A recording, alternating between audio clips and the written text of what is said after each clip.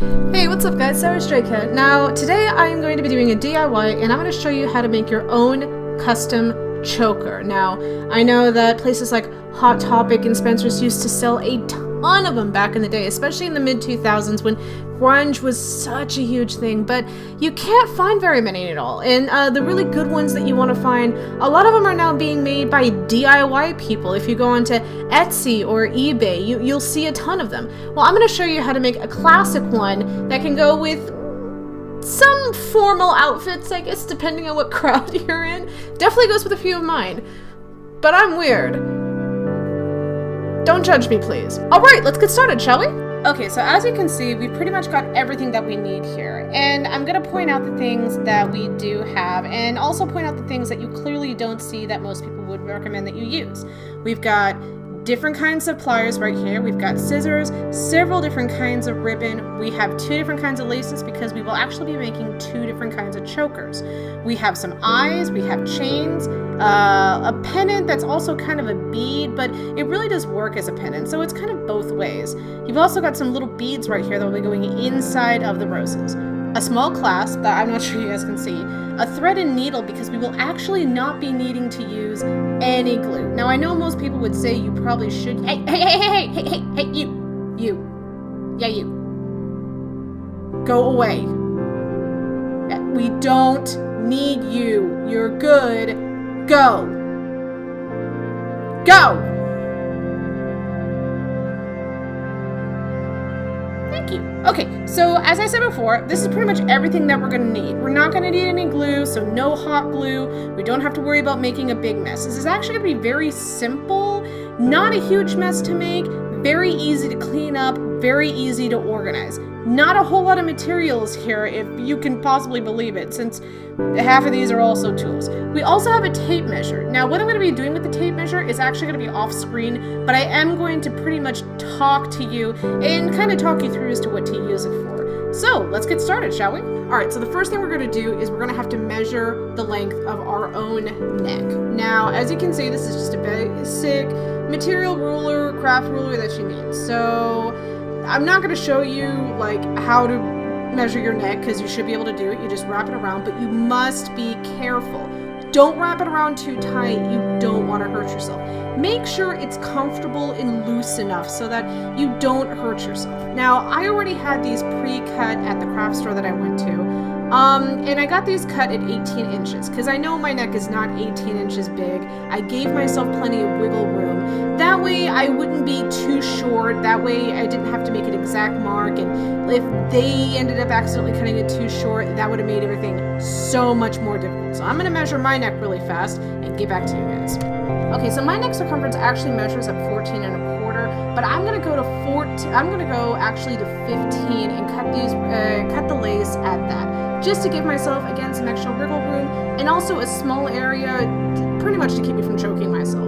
And remember, kids, if you're doing this, please make sure you have a parent with you. Most of this stuff you actually can do on your own because it is somewhat safe, but when dealing with the tools, with the scissors, and especially when trying to measure your own neck, please make sure you have an adult available. You don't want to hurt yourself, trust me. Okay, so I just finished cutting the lace, so we actually will not be needing the tape measure any longer. Most of the measurement that we'll need to do, we can actually just use these as well, because this is the exact length that we're going to need. Now, of course, everybody's neck is a different size, so don't use my size for accuracy. Remember to use your own size. Nothing too big, nothing too small, the perfect fit, nothing that's going to choke you as well. These may be considered chokers, but they're not actually meant to choke you. That's a whole other episode that I am not getting into. Alright, so I found these in a little like to-go box that had 5 different kinds of ribbon in it. Now they're a yard long, they're really detailed and pretty, they come in like sparkly, simple, they're very seasonal, and I actually got these during the Christmas holiday season last year. So what we're going to do is we are going to measure out how much we're going to need, and we're just going to measure it exactly to the size, just like this. Okay, so now that it's measured completely, we just have to sew it. And the sewing part is probably the longest and tedious part, but at the same time, it is actually kind of fun. It's relaxing in my opinion. At least it relaxes me.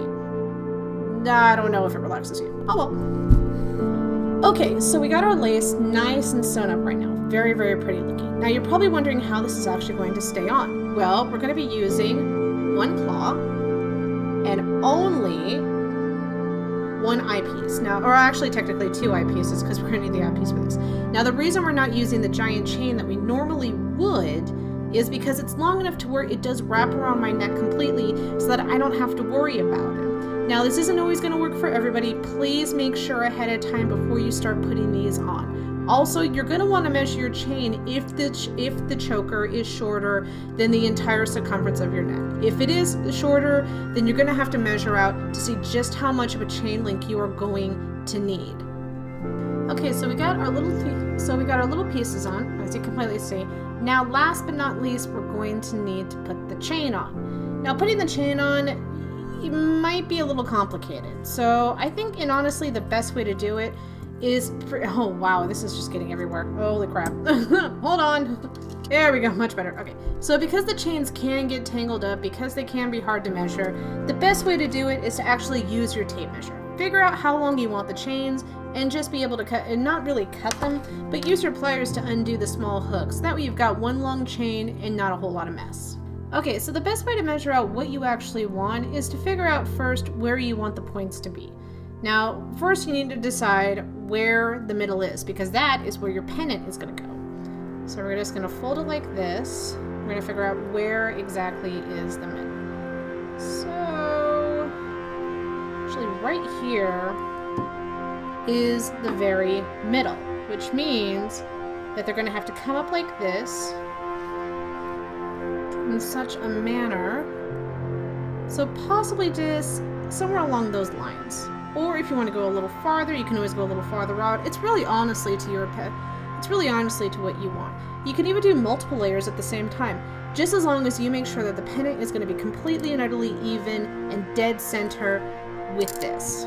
Okay, so I ended up making 6 individual pieces, and they're each 7 inches long. Now the reason I did that is because I'm going to have 4 of them crossing each other, and then the last 2 are going to meet dead in the center, where the pennant is going to be hanging down. So be right back with the results on that. And there we go, guys. As you can see, a beautiful, one-of-a-kind choker. We're going to try it on. Well, I'm going to try mine on. I don't know if you're going to try yours on. There we go. Oh, look at that. Oh, it looks so nice. It's a little big, but I wanted it to be big. I'm actually going to wear this at SakuraCon, so expect to see more pictures of me wearing this. But unfortunately, that's all the time we have, so we're going to have a part 2 of making your own choker next week. But as always, I'm Sarus Drake, and I do love each and every one of you. Thank you so much for watching this video. If you liked it, hit that like button and subscribe for more of my videos, and I will talk and play and do a little arts and crafts for you guys in the next episode. Bye-bye!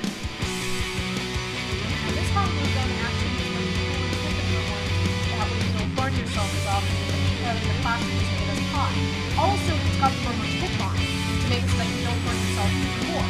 Trust me, I've done that myself, and it's a real bitch. If you don't want to do it, make sure you get one of them with the rubber tool on it. Also, it's already been plugged in for a little bit, so it's nice and warm.